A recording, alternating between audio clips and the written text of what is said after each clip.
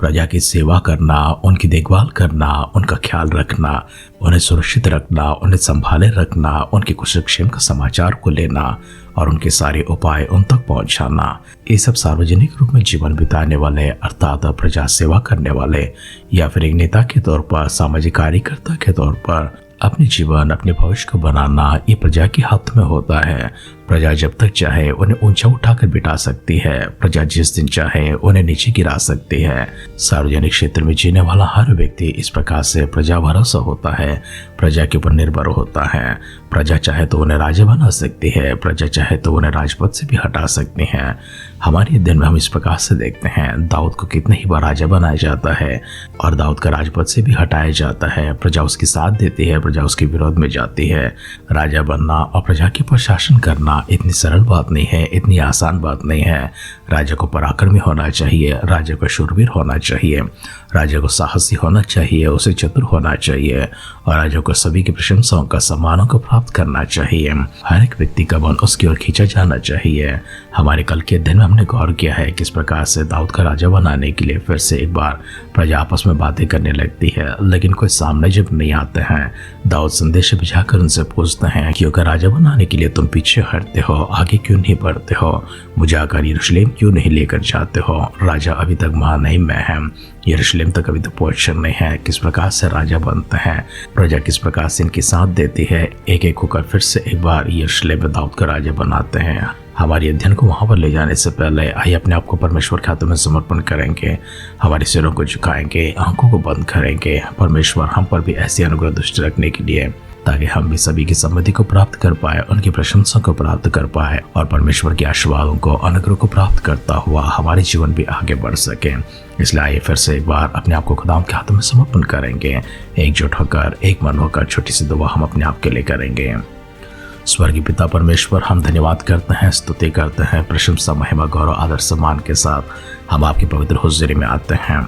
एक और समय परमेश्वर आपके सानिध्य में आने का सौभाग्य आपने हमें प्रदान किया है। सारी रात पिता परमेश्वर आपने हमारी देखभाल की है, हमें अच्छी नींद प्रदान की है। अपनी सामर्थ्य हाथ से हमें छूते हुए हमें दिया तंदुरुस्ती के लिए, हमें दिया बल के लिए, हमें दिया प्रभु ताकत के लिए आपको धन्यवाद करते हैं। हमारी उम्र को प्रभु बढ़ाते हुए इस संसार में प्रभु जी करवा परमेश्वर आपकी महिमा को देखने का, आपके भाग्य को देखने का, प्रभु जी इसी प्रकार से आपके सारे प्रावधानों को, उपायों को अनुभव करने का, आपके स्वर की महिमा को प्रभु जी हम देखने का, पवित्र आत्मा का अभिषेक को प्राप्त करने का और आपके वचनों के आधार प्रभु जी चलने के लिए, आपकी वाणी को सुनने के लिए एक और नए दिन में भोर को तड़के उठकर आपकी उपासना करने का भाग्य जो आपने प्रदान की है, आदर करते हैं, सम्मान करते हैं, शुक्र अदा करते हैं। आगे के समय प्रभु जी अपने वचनों के माध्यम से हमसे बातें कीजिए। सारी गौरव, आदर, सम्मान और महिमा प्रभु जी आप प्राप्त कीजिए। हमारी प्रार्थना को परमेश्वर आपने सुनकर हमें दिए उत्तर के लिए धन्यवाद करते हुए हमारे उद्धारकर्ता, हमारे प्रभु यीशु मसीह के नाम से इस प्रार्थना को मांगते हैं। सुन और कबूल कर पिता। आमेन, आमेन, आमेन। आध्यात्मिक जीवन की दैनिक खुराक सुन रहे हमारे सारे प्रिय श्रोताओं को, परमेश्वर के प्रिय भक्त गणों को प्रभु यीशु मसीह के नाम में प्यार भरा जय मसीह की सुप्रभातम और शुभोदय कहते हुए हम सबका मनपसंद ध्यान केंद्र आध्यात्मिक जीवन की दैनिक खुराक में और इस नए दिन में आप सबका स्वागत करते हैं। हमारे दिन शमूएल का दूसरा ग्रंथ 19वें अध्याय में चल रहे हैं। कल के हमारे अध्ययन में हमने 23 वचन तक पठन किया था। आज हमारे ध्यान को आगे बढ़ाते हैं। शमूएल का दूसरा ग्रंथ 19वें अध्याय का 24 वचन से पढ़ते हुए हमारे अध्ययन को हम जारी रखेंगे। तब शाऊल का पोता मपीबोशेत राजा से भेंट करने को आया। उसने राजा के चले जाने के दिन से उसके कुशलक्षेम से फिर आने के दिन तक न अपने पाँव के नाखून काटे और न अपनी दाढ़ी बनवाई और न अपने कपड़े धुलवाए थे। तो जब यरूशलेम में राजा से मिलने को आए तब राजा ने उससे पूछा, हे मपीबोशेत, तू मेरे संग क्यों नहीं गया था? उसने कहा, हे मेरे प्रभु, हे राजा, मेरे कर्मचारी ने मुझे धोखा दिया था। तेरा दास जो अपंग है, इसलिए तेरे दास ने सोचा कि मैं गधे पर काठी कसकर उस पर चढ़कर राजा के साथ चला जाऊंगा। और मेरे कर्मचारियों ने मेरे प्रभु राजा के सामने मेरी चुगली खाई, परंतु मेरा प्रभु राजा परमेश्वर के दूत के समान है और जो कुछ तुझे भाई वही कर। मेरे पिता के समस्त घराना तेरी ओर से प्राणदंड के योग्य था, परंतु तूने अपने दास को अपनी मेज पर खाने वालों में गिना है। मुझे क्या हक है कि मैं राजा की और दुहाई दूं? राजा ने उससे कहा, तो अपनी बात की चर्चा क्यों करते रहता है? मेरी आज्ञा यह है कि उस भूमि को तुम और सीबा दोनों आपस में बांट लो। मपीबोशेत ने राजा से कहा, मेरे प्रभु राजा जो कुशलक्षेम से अपना घर आया है, इसलिए सीबा ही सब कुछ ले ले। तब गिलादी बर्जिल्लाई रोगलीम से आया और राजा के साथ यरदन पार गया कि उसको यरदन की पार पहुंचाए। बर्जिल तो वृद्ध पुरुष था, अर्थात 80 वर्ष की आयु का था। जब तक राजा महनईम में था तब तक वो उसका पालन पोषण करता रहा, क्योंकि वह बहुत धनी था। तब राजा ने बर्जिल्लाई से कहा, मेरे संग पार चल और मैं तुझे यरूशलेम में अपने पास रहकर तेरा पालन पोषण करूंगा। बर्जिल्लाई ने उससे कहा, मुझे कितने दिन जीवित रहना है कि मैं राजा के संग यरूशलेम को जाऊं? आज मैं 80 वर्ष का हूँ। क्या मैं भले बुरे का विवेक कर सकता हूँ? क्या तेरे दास जो कुछ खाता है पीता है उसका स्वाद पहचान सकता है? क्या मुझे गवैयों या गायिकाओं के शब्द अभी सुनाई पड़ता है? तेरा दास अपने प्रभु राजा के लिए क्यों बोझ का कारण हो? तेरा दास राजा के संग यरदन पारी तक जाएगा। राजा इसका ऐसा बड़ा बदला मुझे क्यों दे? अपने दास को लौटने दे कि मैं अपने ही नगर में अपने माता पिता के कब्रिस्तान के पास मरूं।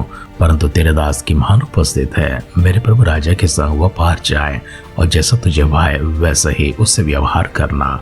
राजा ने कहा, हाँ, कि मान मेरे संग पार चलेगा और जैसा तुझे भाए वैसे ही मैं उससे व्यवहार करूंगा, वरन जो कुछ तू मुझसे चाहेगा वो मैं तेरे लिए करूंगा। तब सब लोग यरदन पार गए और राजा भी पार हुआ। तब राजा ने बर्जिल्लाई को चूमकर आशीर्वाद दिया और वह अपने स्थान को लौट गया। तब राजा गिलगाल की ओर पार गया और उसके संग किम्हान पार हुआ और सब यहूदी लोगों ने और आधे इस्राएली लोगों ने राजा को पार पहुंचाया। तब सब इस्राएली पुरुष राजा के पास आए और राजा से कहने लगे, क्या कारण है कि हमारे यहूदी भाई तुझे चोरी से ले आए और परिवार समेत राजा को और उसके सब जनों को भी यरदन पार ले आए हैं? सब यहूदियों ने इस्राएली पुरुषों को उत्तर दिया कि कारण यह है कि राजा हमारे गोत्र का है, तो तुम लोग इस बात से क्यों रूठ गए हो? क्या हमने राजा का दिया हुआ कुछ खाया है व उसने हमें कुछ दान दिया है? इस्राएली पुरुषों ने यहूदी पुरुषों को उत्तर दिया, राजा में 10 अंश हमारे हैं और दाऊद के हमारे भाग तुम्हारे भाग से बड़ा है। तो फिर तुमने हमें क्यों तुच्छ जाना? क्या अपने राजा को लौटा ले आने की इच्छा पहले हमने न की थी? और यहूदी पुरुषों ने इस्राएली पुरुषों से अधिक कड़ी बातें कही। शमूएल का दूसरा ग्रंथ 19वां अध्याय का 24वां वचन से लेकर अंतिम वचन अर्थात 43वां वचन तक हमने पढ़कर सुना है। हमारे इस अध्ययन में दाऊद के संग हम 2 व्यक्तियों को देखते हैं, एक है मपीबोशेत और दूसरा है बर्जिल्लाई। मपीबोशेत शाऊल का पोता है।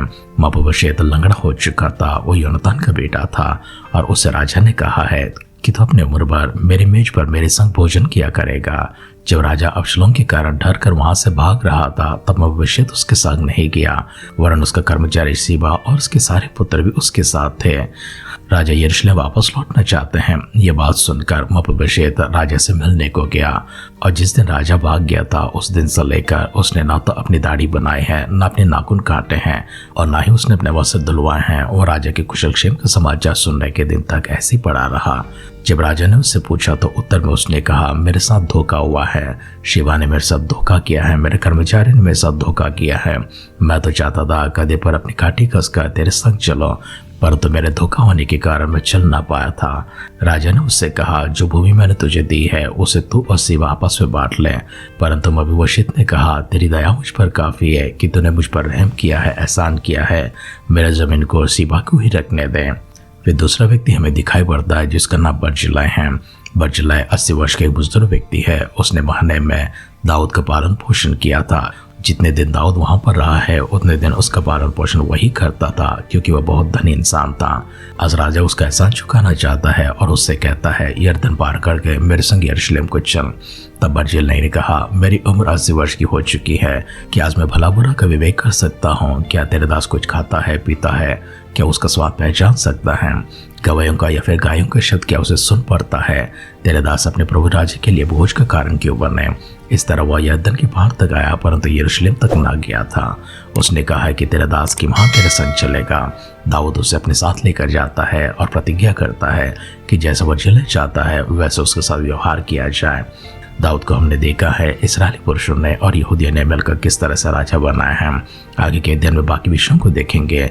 हमारे साथ जब भला होता है तो भला करना चाहिए, हमारे साथ बुरा होता है तो भी भला करना चाहिए, हमारे साथ घात होता है तो भी आशीर्वाद देना चाहिए, हमें कोई श्राप देता है तो भी आशीर्वाद देना चाहिए, हमें कोई नुकसान पहुंचाता है तो भी आशीर्वाद देना चाहिए, हम जो परमेश्वर की संतान हैं, हम सबों को भलाई के बदले में भलाई को प्रकट करना है और बुराई के बदले भी हमें भलाई को ही प्रकट करना है। आए परमेश्वर के सानिध्य में अपने आप को समर्पण करते हैं। परमेश्वर की महिमा को देखने के लिए, भलाई प्रकट करने के लिए हम सब फिर से एक बार अपने आप को दीन और नम्र करते हुए सिरों को झुकाएंगे, आंखों को बंद करेंगे, छोटी सी प्रार्थना करेंगे। अनुग्रह हम पर दिखाते हुए, आशीषों को हम पर उतारते हुए, अपार और असीमित तौर पर हमसे प्रेम करने वाले, हमें चाहने वाले, हमारी देखभाल करने वाले, हमारी रखवाली करने वाले, हमारी पालन पोषण करने वाले, हमें बढ़ाने वाले, हमें चलाने वाले, हमें सजीवों की गिनती में रखने वाले, स्वर की महिमा को दिखाने वाले, हमारे अनुग्रहकारी, दयालु, प्रेमी और कृपालु पिता परमेश्वर, हम आपको धन्यवाद करते हैं, हम आपकी स्तुति करते हैं, हम आपकी आभार प्रकट करते हैं, आपकी महिमा करते हैं। एक और सुंदर सा समय परमेश्वर आपके सानिध्य में आकर वचनों का ध्यान करने का सौभाग्य भी दिया है। धन्यवाद करते हैं प्रभु जी। हमारी आगे की जीवन परमेश्वर आपकी दिव्य महिमा में अपने आप को देखने के लिए आपके सौभाग्यमय जीवन प्रभु जी में प्रदान करें। अगर प्रभु यीशु मसीह के बादलों की आग में विलंब होती है, कल सुबह फिर से एक बार इसी प्रकार से आपके सानिध्य में आने का, आपकी उपासना करने का, आपकी प्रशंसा करने का, गौरव करने का, आराधना करने का सौभाग्य हम सबको प्रदान करने के लिए आपसे नम्र निवेदन करते हैं। अगर हमारे मिलने से पहले प्रभु यीशु मसीह के बादलों की आगमन संभव होगी तो स्वर्गलोक में हमें शामिल करने के लिए प्रार्थना करते हैं। दुआ को सुनकर परमेश्वर अपने देवताओं के लिए धन्यवाद करते हुए हमारे उद्धारकर्ता, हमारे प्रभु यीशु मसीह के नाम से इस प्रार्थना को मांगते हैं। सुन और कबूल कर पिता। आमेन, आमेन, आमेन। आपकी कुशल क्षेम की चिंता वो परमेश्वर करते हैं। आपके प्रावधानों की चिंता भी वही परमेश्वर करते हैं। आपकी सुरक्षा की भी चिंता वही परमेश्वर करते हैं। आपके आशीर्वादों की चिंता हमेशा वही परमेश्वर करते हैं। आपकी जो भी आवश्यकता क्यों ना हो, परमेश्वर आपके मांगने से पहले, आपके चाहने से पहले आपके बारे में चिंता करते हैं और आप तक पहुंच जाते हैं, क्योंकि वो परमेश्वर आपसे प्रेम करते हैं और आपको चाहते हैं। परमेश्वर की यही असीमित और अपार प्रेम इसी प्रकार से हमेशा हमेशा के लिए बरकरार रहे। हमारी इसी दुआ और कामना के साथ आज के ध्यान की पर समाप्त करते हैं। आप सुनते रहिए, सुनाते रहिए आध्यात्मिक जीवन की दैनिक खुराक। कल फिर मिलेंगे। अपना ख्याल रखिए, अपनों का ख्याल रखिए, दूसरों का भी ख्याल रखिए। God bless you.